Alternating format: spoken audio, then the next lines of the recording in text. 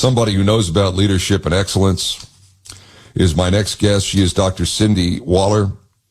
She runs her own company, and my guess is Cindy thinks this is just abhorrent, but we will find out just in a second, because the CEO of this company, a woman by the name of Andi Owen, comes off as absolutely flat-out clueless. Anyway, Dr. Waller, how are you on this glorious Saturday? I'm excellent and very grateful for you to have me on again. Thank you so much, Ken. No. The pleasure is all ours. Okay, look, this obviously was a major disconnect between a CEO and her employees.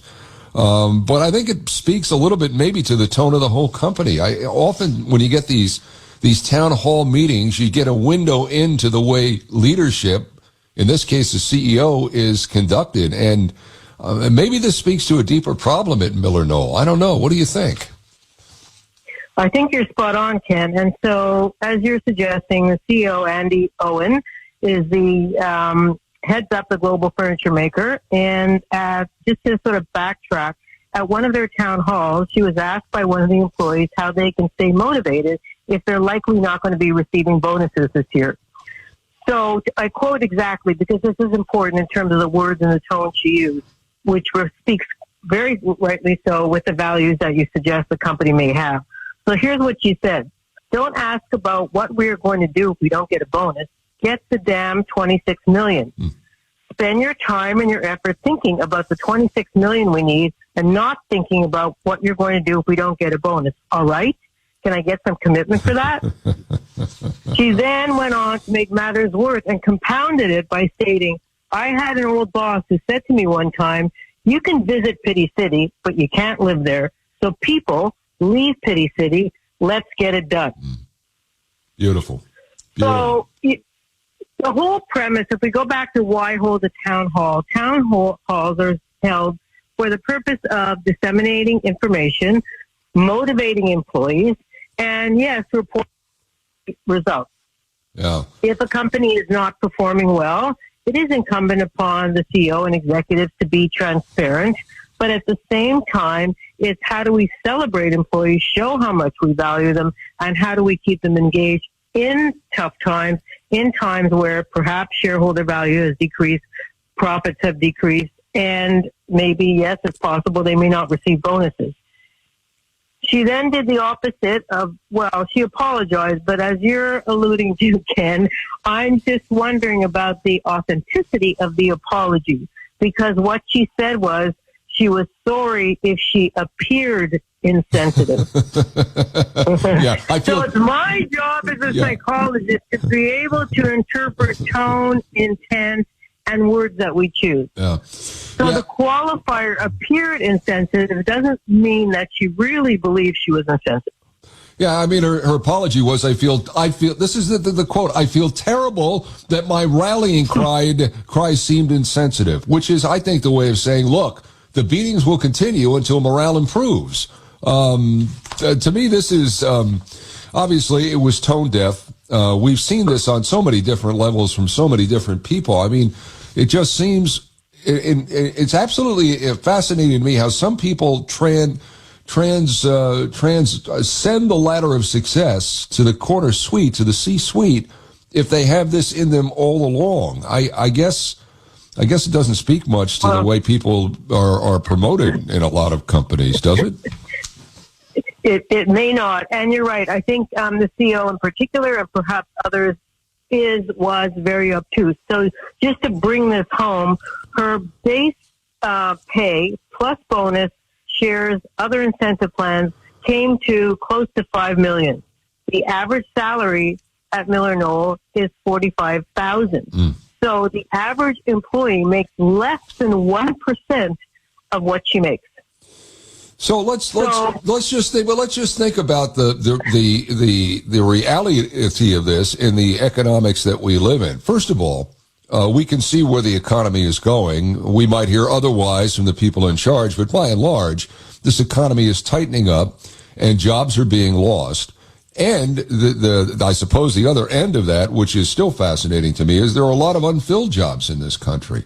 So employees feel threatened on one hand and then feel emboldened on the other hand to stand up to this kind of nonsense. And it seems like in this case, they elected to stand up to this kind of nonsense by leaking a video. Somebody leaked the video. And then for the employees, it seems en masse to make this CEO try to apologize. It's really an interesting study of where the economy is in our country. Exactly. And you're so right, Ken. So during tough economic times, some employees are losing their jobs, can't afford basic groceries, day-to-day expenses, and yet there are job opportunities. So in terms of morale, overall morale, my guess is that, this speaks to the tone of the employee morale, employee engagement, and employee retention. And so if you don't value your employees, then you are not going to get loyalty. You will not get followership, and they will jump ship to go to companies where they feel that they are made to make a difference, and they're making a difference even in tough times, because you still need to be rewarded and acknowledged. Even though you may not be getting a bonus, there's certainly many other ways to celebrate employees if she truly meant to have a rally cry. And this was more of a punitive gesture on her part, which was hardly, I would say, sensitive to where the employees and their families are today. Yeah, I'm not picking up the very poor emotional intelligence. Yeah, I'm not picking up the sword and the shield for CEOs, but she says, think about the 26 million. Okay. She probably is getting the squeeze above her from the board of directors. Who knows? Stock might not be performing. Who knows?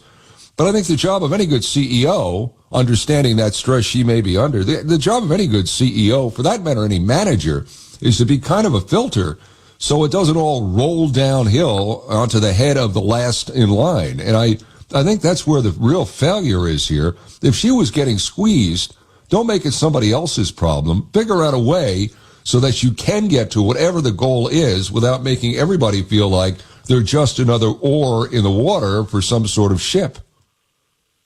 Precisely. And you're right. I mean, her boss is the board, and perhaps in other companies, the board would have terminated the CEO for making a statement and declaration like that. So in terms of the accountability of the board, we also have to pull that into question as to how is the board responding to the CEO. Look, Dr. Waller, you've helped. Oh, by the way, we're chatting with Dr. Cindy Waller, psychologist, leadership expert. She's coached a number of businesses, number of CEOs in business.